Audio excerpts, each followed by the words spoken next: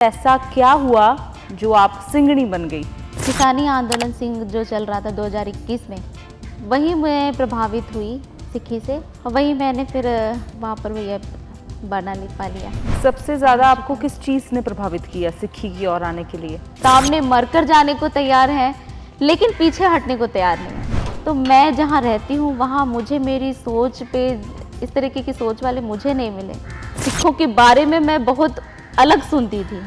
मैं जिस एरिया में रहती हूँ वहाँ कोई सिख नहीं है, वहाँ आसपास कोई गुरुद्वारा भी नहीं है, कोई निशान साहिब आपको नहीं मिलेगा। सिखों के बारे में क्या सुनती थी, क्या सोच रखती कि थी? ये तो खालिस्तानी लोग हैं, आतंकवादी लोग हैं। हम तो पगड़ी पग बांधे हुए लोग देखते थे तो मुझे तो लगता था कि ये पता नहीं हमारे साथ मारपीट करेंगे, कहीं हमें उठा के ना ले जाए। तो जब मैं पहली बार गई वहाँ पर जो बैठे हुए थे उन्होंने मुझसे पूछा कि आप कहाँ से आए हो? तो मैंने उनसे कहा मैं छत्तीसगढ़ से आई हूँ। मैंने ये नहीं बोला कि मैं आदिवासी हूँ, मैंने सिर्फ ये बोला था कि मैं छत्तीसगढ़ से आई हूँ। तो उनका पहला सवाल मुझसे था कि आप नक्सलाइट तो नहीं हो। बात मुझे बहुत चोट पहुंचाई वो बात। तो मैंने भी उनसे बोला कि अगर आपको मैं नक्सलाइट दिखती हूँ तो मुझे भी आप खालिस्तानी दिखते हो। जो संघर्ष करने वाले लोग हैं, जो अधिकारों के लिए हर स्टेट में लोग लड़ रहे हैं, लेकिन जो अपने जिस तरीके से लड़ रहा है उसको वहीं पर सिमट कर रखने के लिए कि दूसरे लड़ने वाले इनके साथ ना मिल जाएं। ये तो उसका प्लान है कि किसी को आतंकवादी बोल दो, किसी को खालिस्तानी बोल दो, किसी को माओवादी नक्सलाइट बोल दो। नक्सली बोलकर हमारे लोगों को ही खड़ा किया जा रहा है। गांव में अगर कोई मरेगा तो वो भी आदिवासी ही मरेगा, पुलिस वाला भी अगर इसमें मरेगा तो भी आदिवासी ही मरेगा। जो हमें नक्सलाइट माओवादी बोलते हैं ना, ये हमारे लोग नहीं है। ये कंपनियां हम पर जो अटैक कर रही है हमारे जल जंगल जमीन छीनने के लिए, वो प्लान करके अपने लोगों को अंदर भेजते हैं। उसमें हम मारे जाते हैं। जब हम मारे जाते हैं तो हमें मरने के बाद ड्रेस पहनाई जाती है और सारी तरफ पूरे देश में बताया जाता है कि नक्सलाइट को मारा है। और आपके वहाँ पर जो टीवी के चैनल्स हैं, हाँ जी, वो जब पंजाब की खबरें दिखाते हैं तो ख़ास तौर पर जब सिखों की खबरें दिखाते हैं तो कैसा प्रचार होता है?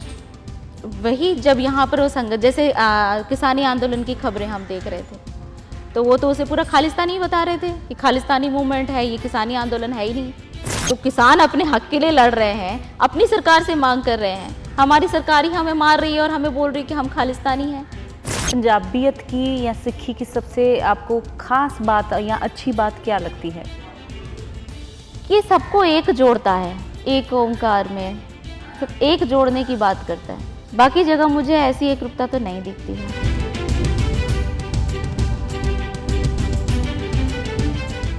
वैसे तो दुनिया भर ਦੇ ਵਿੱਚ ਤੁਹਾਨੂੰ ਸਿੱਖੀ ਦੀਆਂ ਬਹੁਤ ਮਿਸਾਲਾਂ ਮਿਲ ਜਾਣਗੀਆਂ ਕਿ ਸਿੱਖੀ ਤੋਂ ਪ੍ਰਭਾਵਿਤ ਹੋ ਕੇ ਜਿਹੜੇ ਵੱਖ-ਵੱਖ ਧਰਮਾਂ ਦੇ ਕਹਿ ਲਓ ਹੋਰ ਕਮਿਊਨਿਟੀਜ਼ ਦੇ ਲੋਕ ਸੀ ਉਹ ਵੀ ਸਿੱਖੀ ਨਾਲ ਜੁੜ ਗਏ। ਪਰ ਅੱਜ ਤੁਹਾਨੂੰ ਅਸੀਂ ਇੱਕ ਐਸੀ ਸਿੰਘਣੀ ਦੇ ਨਾਲ ਮਿਲਾਉਣ ਜਾ ਰਹੇ ਹਾਂ ਜਿਹੜੀ ਸ਼ਡਿਊਲ ਟ੍ਰਾਈਬ ਜਿਹਨੂੰ ਅਸੀਂ ਪੰਜਾਬੀ ਦੇ ਵਿੱਚ ਆਦੀਵਾਸੀ ਵੀ ਕਹਿ ਦਿੰਦੇ ਹਾਂ, ਉਸ ਭਾਈਚਾਰੇ ਦੀ ਤਾਰਿਕਾ ਜਰਨੈਲ ਕੌਰ ਕਿਵੇਂ ਬਣ ਗਈ, ਸਿੰਘਣੀ ਕਿਵੇਂ ਸੱਜ ਗਈ, ਅੱਜ ਅਸੀਂ ਤੁਹਾਨੂੰ ਦੱਸਾਂਗੇ। ਜਰਨੈਲ ਕੌਰ ਜੀ, ਵਾਹਿਗੁਰੂ ਜੀ ਕਾ ਖਾਲਸਾ, ਵਾਹਿਗੁਰੂ ਜੀ ਕੀ ਫਤਿਹ। ਕੀ ਹਾਲ ਚਾਲ ਤੁਹਾਡੇ?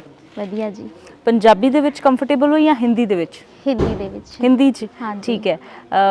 सबसे पहले तो ये बताएं कि ये जब आपने फैसला लिया कितने समय पहले लिया और ऐसा क्या हुआ जो आप सिंगनी बन गई? ये तो किसानी आंदोलन सिंह जो चल रहा था 2021 में, सिंगू बॉर्डर बॉर्डर पर मैं थी, वही मैं प्रभावित हुई सिक्खी से और वही मैंने फिर वहाँ पर ये बना पा लिया। सबसे ज़्यादा आपको किस चीज़ ने प्रभावित किया सिक्खी की ओर आने के लिए? देखिए वहाँ सिंगू बॉर्डर पे सबसे ज़्यादा जो छोटे बच्चे और माताएं, बूढ़ी माताएं मेरे सामने थी, उनके साथ में मैं रहती थी, बातचीत सारी होती थी। तो वो कहती थी कि हम या तो जीत के जाएंगे या फिर हम लाश जाएंगे, जीत के जावांगे या लाश जावांगे। तो ये शब्द सबसे पहले मैंने सुना था वहाँ पर। फिर वहाँ पे जो शहादतें हुई थी तो किसानी जो कानून बने थे वो तो पूरे देश के लिए बने थे, लेकिन सिखों में ही ऐसी क्यों बात थी कि वही इसके लिए इतना आंदोलन किया और उसके लिए शहीद भी हो गए। सरकार ने इतना उनको बहुत ज़्यादा प्रताड़ित किया, फिर भी वो डरे नहीं, झुके नहीं। फिर क्योंकि मैं भी अपनी लाइफ में बहुत स्ट्रगल कर रही हूँ, तो मैं जहाँ रहती हूँ वहाँ मुझे मेरी सोच पे इस तरीके की सोच वाले मुझे नहीं मिले। कहाँ से रहनी है? मैं छत्तीसगढ़ से हूँ, रायगढ़ डिस्ट्रिक्ट। हमारा एरिया जो जहाँ हम रहते हैं वो सारा एरिया औद्योगिक एरिया है। आपको पता है कि आदिवासियों की ज़मीनों में बहुत सारी खनिज संपदा होती है, तो वो सारी हमसे लूटने के लिए कई लोग वहाँ हम पर कई तरीके से सरकार भी हम पर गलत तरीके से हमारी चीज़ें लूटकर उद्योगपतियों को दे देती है। उद्योगपति भी सरकार के साथ में मिलकर, सरकारी अधिकारियों के साथ में मिलकर हमारे लोग आदिवासियों पर बहुत जुल्म करते हैं। तो लोग डर जाते हैं इन चीज़ों से, फिर सरकार के साथ में लड़ने की हिम्मत नहीं करते हैं। लेकिन यहाँ लोग शहीद भी हो रहे हैं, सामने मरकर जाने को तैयार हैं, लेकिन पीछे हटने को तैयार नहीं है। मैं वही कहने वाली थी कि आपका तो खुद का जो स्टेट है, सूबा है, आपके खुद के गांव हैं, वो अपनी होंद को बचाने के लिए जद्दोजहद कर रहे हैं, लेकिन इस सब के बीच में आप किसान आंदोलन में कैसे पहुंच गई उनको सपोर्ट करने के लिए? किसान तो मैं भी हूँ ना, किसान परिवार से हूँ। और देखिए, जब हम संघर्ष करते हैं किसी भी चीज़ के लिए, सरकार के खिलाफ में आकर के अगर हम अपने अधिकारों के लिए लड़ते हैं तो हमें बहुत कुछ सामना करना पड़ता है। तो मेरे साथ भी बहुत सारी घटनाएं घटी, मुझ पर वारंट था उस समय, तो इस वजह से मैं अपने वकील से मिलने आई हुई थी। जब मेरे वकील ने बोला कि आपको अभी घर जाना सही नहीं होगा, यहीं रुक जाओ, तो फिर आंदोलन तो हम अपने अधिकार के लिए छत्तीसगढ़ में भी करते ही थे और मैं लीड करती थी। तो फिर मैंने सोचा कि यहाँ पे भी किसानी आंदोलन चल रहा है, मैं वहीं चली जाऊँ। तो मैं वहीं चली गई। बस वहाँ जाकर के फिर जब कुछ मैंने देखा, सिखों के बारे में मैं बहुत अलग सुनती थी।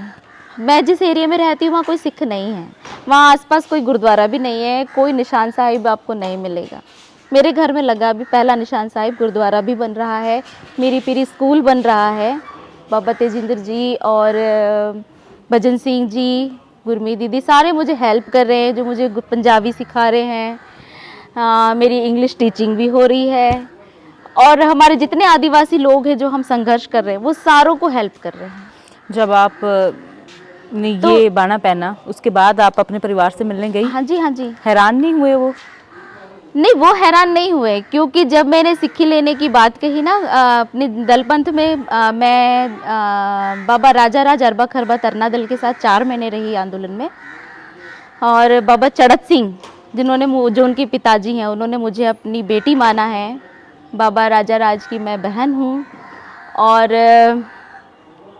बाबा जी, मैं उनके परिवार का हिस्सा हूँ। उनके परिवार के हर फंक्शन में मैं आती हूँ, तो मेरा घरेलू रिश्ता बन चुका। वो भी मेरे घर आए हैं, सारा कुछ मेरे घर में आके रह के वो 10 दिन रह के गए हैं। तो आंदोलन में जब मैंने कहा कि मुझे सिंगनी सजना है, तो बाबा जी ने पूछा, बोला कि तुम जब गांव जाओगी तो फिर तुम इसे उतार दोगी, तुम्हारे घर वाले, तुम्हारे गांव के लोग, तुम्हारे समाज के लोग इसका विरोध करेंगे। तो मैंने कहा, बाबा जी समाज की तो बात कोई नहीं है, लेकिन आप मेरे घर वालों से आप फ़ोन पर बात कर लीजिए। तो हमने वीडियो कॉल पे वहाँ से बात की। तो मेरे बेटों ने भी कहा, मेरे पति ने भी कहा कि अगर उसे, हाँ जी, उन्होंने कहा कि अगर उसे सिंगनी सजना है, वो सिक्खी अपनाना चाहती है, तो कोई नहीं, हम भी अपना लेंगे।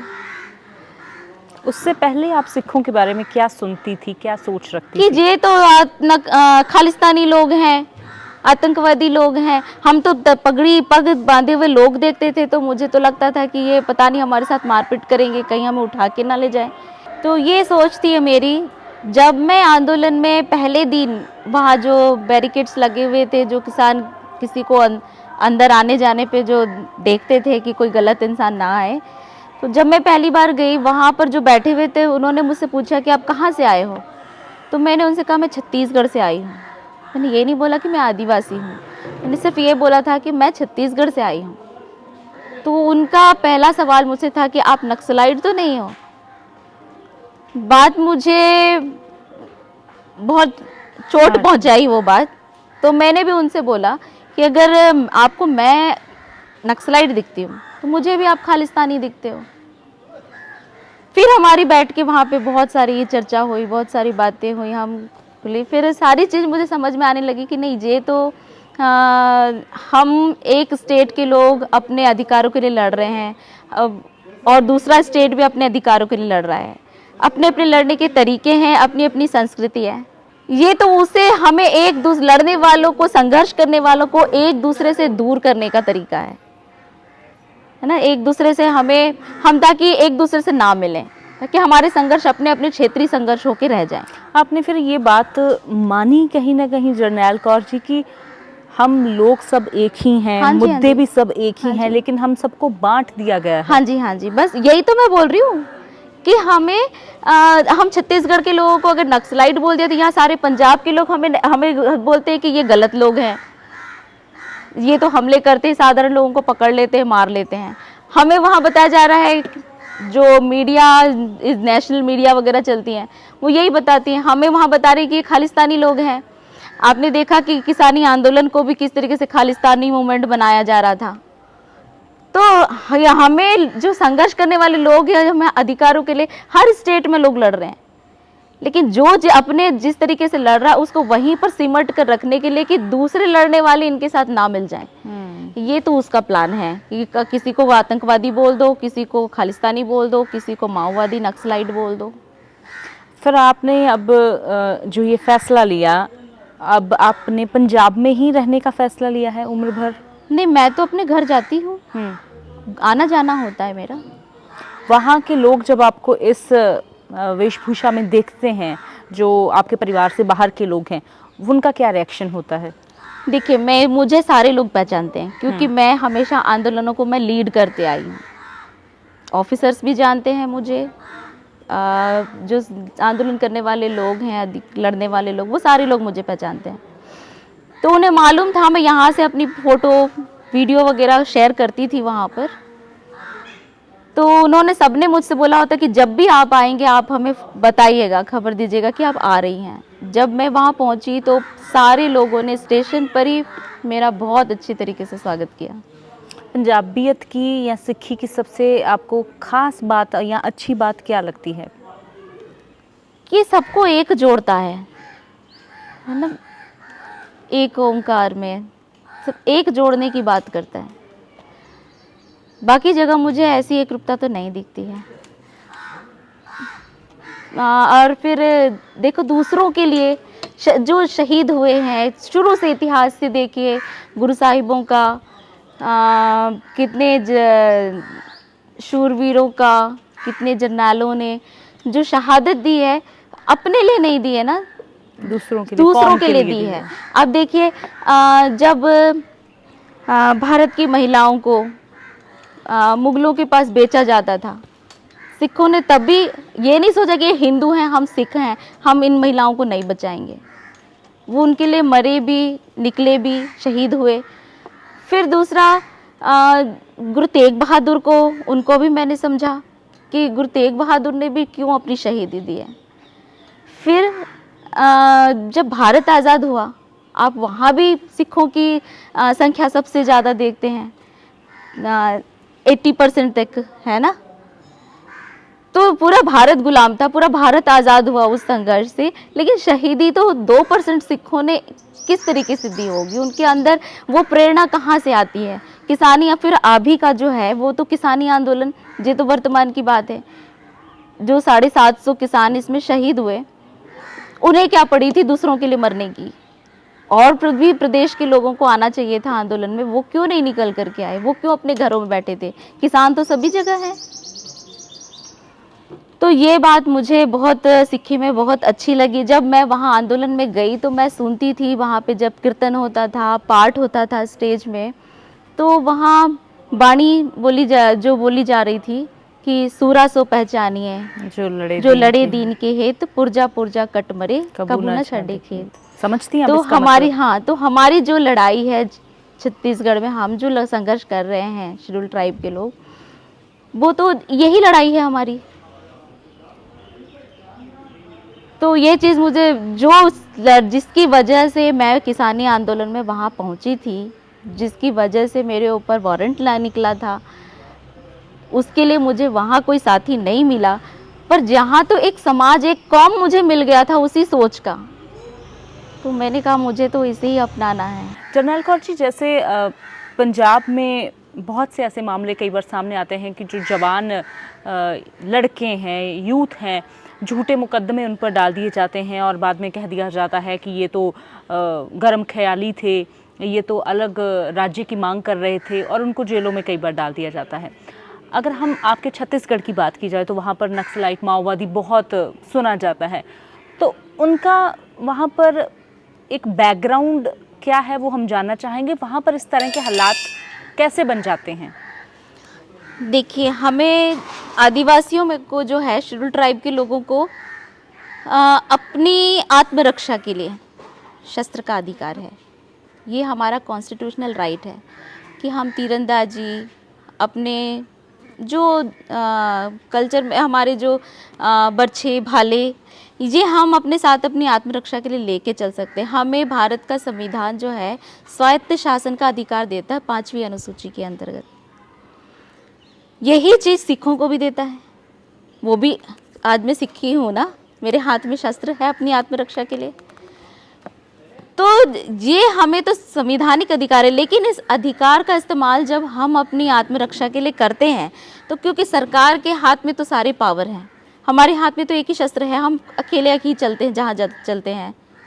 कोई अपने कामों में निकल गया, कोई किधर निकल गया, है ना। जब हम अपनी आत्मरक्षा करते हैं, हम, क्योंकि सरकार ही हमारे जल, जंगल, जमीन, जिससे हमारा अस्तित्व है, वो हमसे छीन करके बाहर के उद्योगपतियों को दे रही है। अगर छत्तीसगढ़ के लोगों को भी देते तो हम सोचते कि इससे छत्तीसगढ़ का विकास होगा, लेकिन महाराष्ट्र के लोगों को, हरियाणा के लोगों को, जैसे यहाँ नवीन जिंदल है जिसने छत्तीसगढ़, उड़ीसा और झारखंड, इन तीनों स्टेटों को तबाह किया हुआ इसने, और सरकार उसको पूरा सपोर्ट करती है, सारा सहयोग उसे सरकार करती है, और हमारी लड़ाई भी उसी से चल रही है। तो जब हम इसे संघर्ष करते हैं तो हमें सरकार के लोग उसी संघर्ष में हमें वो नक्सलाइट बता देते हैं, वो हमें माओवादी बता देते हैं। जब माओवादी जो लोग आज वहाँ घूम रहे हैं वो हमारे आदिवासी लोग नहीं हैं, जिनके घरों में खाने को नहीं है, जिनके पास अच्छा पहनने ओढ़ने को नहीं है, वो शस्त्र कहाँ से लाएंगे? इतने महंगे महंगे बड़े बड़े शस्त्र, गोले बारूद कहाँ से ला सकते? उनके घरों में तो कुछ भी नहीं है। तो वो क्या करते हैं, जैसे हिड़मे की बात आपने सुनी होगी कि उसकी नई नई शादी हुई थी, उस लड़की की साड़ी की शादी की पहली रात में ही उसके अंदर, उसके घर में घुस करके उसके साथ में जो गलत हुआ उसके साथ में, और उसके बाद में उसे नक्सलाइट ड्रेस पहना दी गई और सारी मीडिया में बताया गया कि ये नक्सलाइट थी, इसलिए इसे मार दिया गया। तो ऐसे एक घटना नहीं, हमारे छत्तीसगढ़ में ऐसी बहुत घटनाएं मिलेंगी। फिर और भी बहुत सारी, 2 बच्चे जो थे, 2 बच्चों को उन्होंने वो गवर्नमेंट के हॉस्टल में रह के पढ़ाई कर रहे थे। एक 6वीं क्लास का बच्चा था, एक 8वीं क्लास का बच्चा था।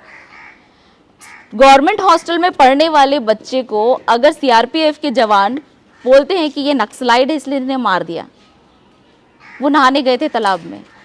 हमारे हॉस्टलों में जो इंटीरियर एरिया है, नहाने धोने की सुविधा नहीं होती है, वो तालाब में चले गए थे नहाने के लिए, वहाँ उन्हें मार दिया, बोले ये नक्सलाइट थे। फिर गवर्नमेंट ने उन्हें अपने हॉस्टल में जगह क्यों दी थी? तो इस तरीके से, और फिर उसे नक्सलाइट बता करके सारी मीडिया में प्रचार किया गया कि ये नक्सलाइट थे। 6वीं पढ़ने वाला बच्चा, 8वीं पढ़ने वाला बच्चा, वो कैसे नक्सलाइट हो सकता है? जो गवर्नमेंट की सहायता से पढ़ रहा था, उसके माँ बाप उसको पढ़ा भी नहीं सकते थे। तो जो, और फिर गवर्नमेंट का ही कानून हमारे छत्तीसगढ़ में बना हुआ है कि वहाँ नक्सलाइट एरिया में 100% पुलिस की नौकरी में आरक्षण शेड्यूल ट्राइब को है। नक्सली बोलकर हमारे लोगों को ही खड़ा किया जा रहा है। गांव में अगर कोई मरेगा तो वो भी आदिवासी ही मरेगा, पुलिस वाला भी अगर इसमें मरेगा तो भी आदिवासी ही मरेगा। ये तो आदिवासियों को खत्म करने का प्लान है ना।